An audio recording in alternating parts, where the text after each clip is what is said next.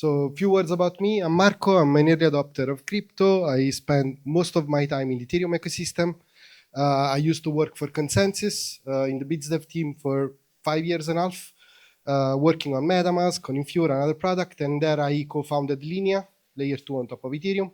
And I left the project when I found my amazing co-founder, Pavel. He basically introduced me into the world of Telegram and Ton. And that's when I left Linea to co-found a new project called TAC. What is TAC is we are simply building EVM for Ton blockchain. So we are enabling developer that has already code working for EVM or Ethereum ecosystem to go live on Ton without having to rewrite their code and go hybrid. So let's focus on DeFi in this case, because it's where we focus. TAC is focusing on things that cannot be easily done on Ton, or it will take more time to do it on Ton. And DeFi, it's basically the big important piece that we want to improve on the Ton blockchain that brings utility, much more utility to the Ton blockchain and the Ton token itself. Let's start by, okay, that's the wrong deck. Okay, never mind. Let's start about talking about Telegram. Telegram, we know all of us here, hopefully we know that Telegram is on the road to become a super app. They got the messaging component into it. They got the network effect with 1 billion users. Like everyone in crypto is on Telegram. There's no single person I know in my experience that is not using Telegram and is in crypto. And this creates a big network effect. There is this mini app framework that is basically giving Telegram superpower to deliver content and distribute content and use cases. And there are payments with wallet, for example, with the pre-integrated wallet that now is also coming to the United States. So expanding in a new market where everyone has already a wallet in their pocket, every Telegram user. So that all combined together, it's gonna really flow the path for Telegram to become a huge super app. Let's focus on the mini app framework. The mini app framework is super powerful.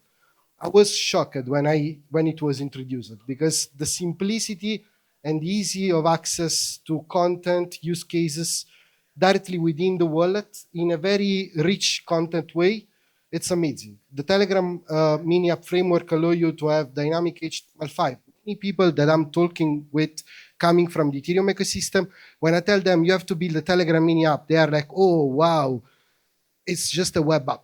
It's very easy. You can even use Unity if you want within a Telegram mini app. And they instantly realize how powerful it is. It allows you to have super good experience, full screen, embedded authentication. You don't have to do like onboarding of the user. They are already pre-onboarded. There are payments, there are push notification, everything, cloud storage, everything is already there. And the most important thing is that Telegram natively support Ton. Every Telegram mini app can have natively a Ton connect to tap into the wallet of the user. And that's a great unlock for the crypto industry. We never had a distribution channel like this in the crypto industry as far as I remember. And this is done for a network of 1 billion existing monthly active user. That is massive. Like when I was working at MetaMask, we were celebrating 30 million monthly active user. Here we are talking about 1 billion monthly active user. It's something that is pretty unique. The Telegram ecosystem has spanned across multiple categories, the TMA ecosystem. Of course, the most interesting one are what we define consumer apps. These are the one that has the highest number of monthly active user. Consumer mini apps are basically games, user-generated or non-user-generated content. There are a couple of mini apps that are very interesting about just distributing content, like news magazines, basically. Prediction markets, or let's say gambling. Let me put in another way. Shopping.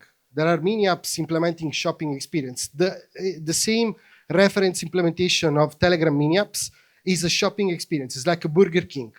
They call it Durger King. But that show how powerful it is because you got access, you got authentication, you got payments all in one single application that you also use for messaging. But there is another category of Telegram mini apps that is interesting. That is the crypto mini apps. And is it still not super widespread? But we are actually powering a big part of this. And these crypto mini apps are basically meme pads. Like, for example, Bloom is very famous, right?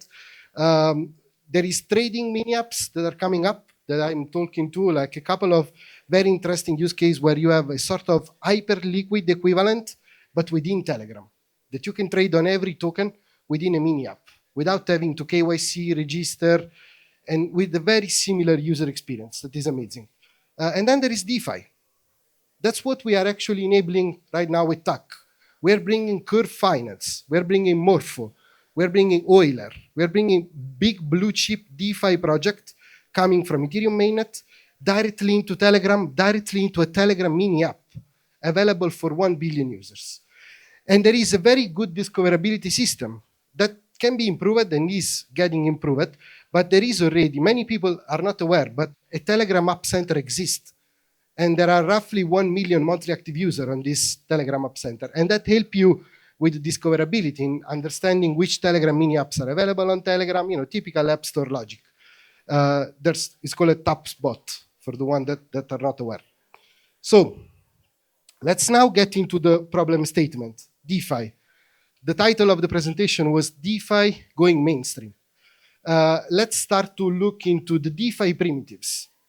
The three most important DeFi primitives that we are bringing on Ton are basically swaps, borrows, and yield farming. Now, these three primitives exist already on Ton. We are bringing a more sophisticated version of these primitives because the issue with the DeFi that exists on Ton is that it cannot be sophisticated because it's a new technology. And if you want to rebuild what was done on Ethereum mainnet, it will take time because you cannot port Uniswap as it is on Ethereum mainnet and bring it into Ton. Different architecture. It takes time to rebuild all the innovation and all the 7 years of development done on Ethereum mainnet. So all of these primitives exist already on Ton. We are bringing more sophisticated primitives that are battle tested. And the most important thing is that all of these primitives that we are bringing, they have been battle tested on Ethereum mainnet for ages. Like liquidity provider know how to manage risks when they have to deploy liquidity on Curve, or they have to deploy, Curator have to deploy a bolt on Morpho. So liquidity can easily flow in because they know how to manage the risks. When the DeFi primitive is new, when the dApp is new, and it's on a new infrastructure with a new technology, there are a lot of risks that people don't know how to manage. And that's why it was very difficult for Ton to retain institutional liquidity that is the very sticky liquidity. That's what we are trying to basically fix. We are trying to bring battle-tested primitive on a battle-tested technological stack that is going to reduce a lot the risks and provide manageable way to mitigate this risk and bring liquidity into the equation. That will enable basically these DeFi primitives to be fully working on Ton, for Ton user and for Telegram user. Now, I don't go into the detail of the primitives. I believe everyone knows what does it mean swaps, what does it mean borrow money, and what does it mean yield farming. But basically, I want to give you some example on how do we envision these primitives going mainstream thanks to the mini app framework adoption. So I want to just briefly tell you a story. When I was working in Consensus, I was involved into this discussion about adding swaps into MetaMask. And I saw what happened when we did this. MetaMask used to be a tool for 25 million monthly active users, making zero revenue. The moment MetaMask added swaps into the wallet, it became a distribution channel. It started to make a lot of money. Like historically, Consensus from MetaMask swap made $370 million of revenues in 3 years. And it became a distribution channel of one of the most easy DeFi primitives, that is swaps. And Consensus was not the only one making money. MetaMask was not the only one making money because MetaMask was taking a cut on every swap. But every swap was landing into an aggregator. The aggregator was aggregating into a DEX. The DEX was executing this swap, and the LPs providing liquidity to the DEX was making money with the fees of the swap. So MetaMask distributing the swaps generated money for Consensus, but generated value across the stack for everyone in the DeFi ecosystem. And everyone in every part of the world, don't matter with how much money, don't matter where you are, don't matter who you are, just deploying liquidity into DEXs, we're able to generate revenues through the yield. That's the democratization of the DeFi access and the power of distribution channel. So when we started working on TAC, we saw this amazing ecosystem of Telegram with this amazing ecosystem of TMAs, and we said, okay, this is our MetaMask. All this ecosystem of mini apps, this is our MetaMask. This is our distribution channel. And this is what we want to do. We want to bring DeFi on ton, sophisticated DeFi on ton, and we want to plug DeFi into this successful consumer app that are like MetaMask.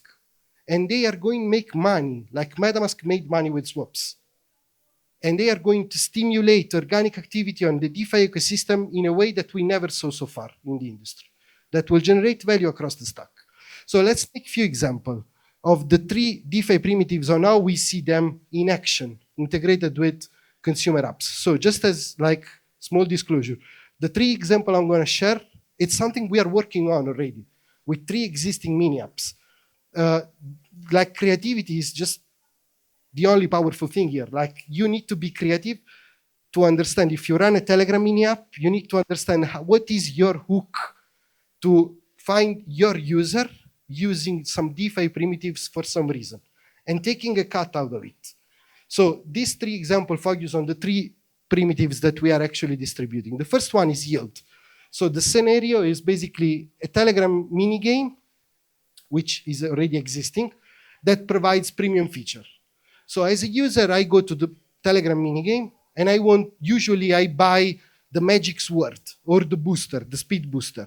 The conversion rate on average is around 2%. So 2% of the millions monthly active users are actually paying money to buy this booster. So what we are discussing with this team is why don't you provide a booster for free for people that lock up money? They don't pay the booster. They just lock 10 USDT. And this, will, of course, is going to be different from the paid feature, but this is an additional premium feature that you give for free for people that lock money. And this is giving them access to the premium feature for the time they keep the money locked.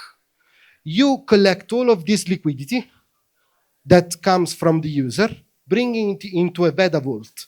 Veda is a vault provider. There are many vault providers working with us. You put all this liquidity into yield strategies, doing low-risk looping. You're targeting something like 30% APY, especially if you work with stables, and you keep the APY that you generated with liquidity coming from your users. And that becomes basically a new revenue stream for you. Because user comes to play the game, they lock the money like in a subscription that is free. Like they are not paying a subscription. They are just locking money like in a subscription that give them access to premium feature. And as long as they keep the liquidity there, they get access to the premium feature. But all this liquidity will flow into Morpho, into Euler, into Pendle, into use cases that maximize the yield using real-world asset, RWAs, like Resolve, like Etina, that already generate some organic yield. So all the yield coming back is going to be your revenues, additional revenue stream. That's just one example. Another example is the Borrow. We are working with another mini app. They sell gift card, Amazon gift card or similar gift card like Apple. Today, the use case is user come, they pay TON token, and they basically sell the TON token for USDT on StoneFi, take the USDT and buy the gift card and share it to user. So the discussion we are having with them is, why don't you implement buy now, pay later? Buy now, pay later means basically when the user goes to the checkout to buy the Amazon gift card, is prompted about, do you want to pay 5 TON to get the gift card now, or you want to lock 6 TON and pay it later?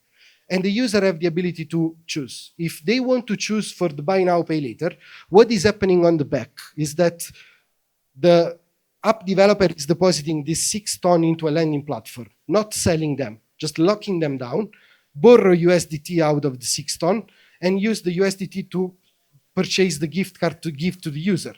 The user is not aware that he's using a lending market. The user is not aware that he's using DeFi. Is buying an Amazon gift card with the ability to pay later the purchase with an extra fee, that is this additional collateral fee. What is happening on the back is there is a lending operation using collateral and a borrow operation on a lending market. And if the ton price goes up, hypothetically, the loan repay itself. So the gift card comes for free because the collateral goes up and basically there is more yield coming out of the loan and the yield repay itself the full collateral, the full borrow. That means buy now, pay never, if you want. If ton token goes down, the user get margin called, get liquidated, and he just lost the 6 ton that he would have paid to purchase the card.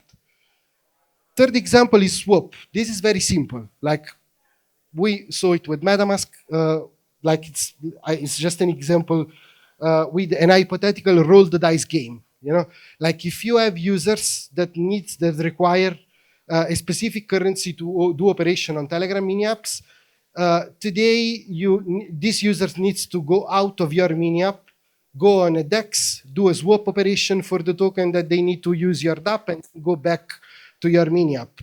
While you can just integrate a swap aggregator within the mini app, it's the same MetaMask idea that was done.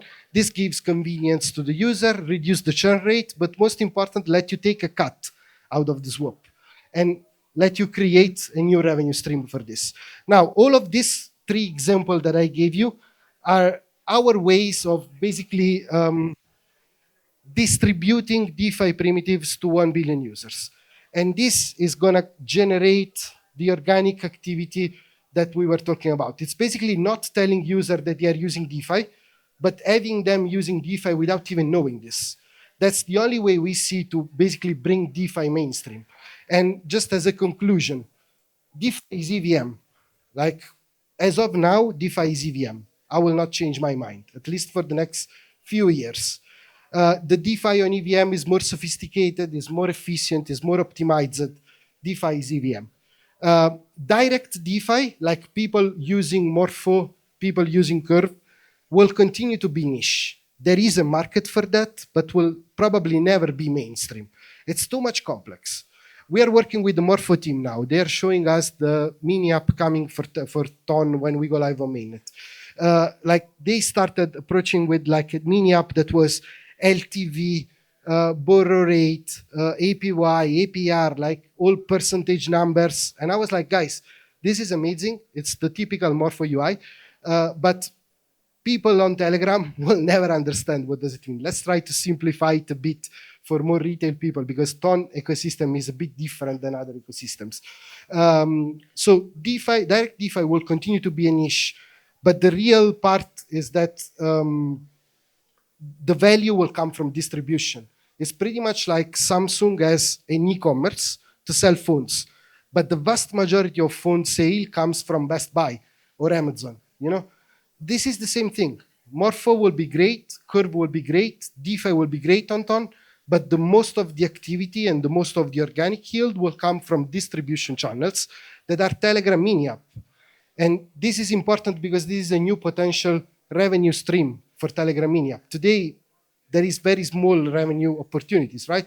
It's advertisement or selling product with a 2% conversion rate.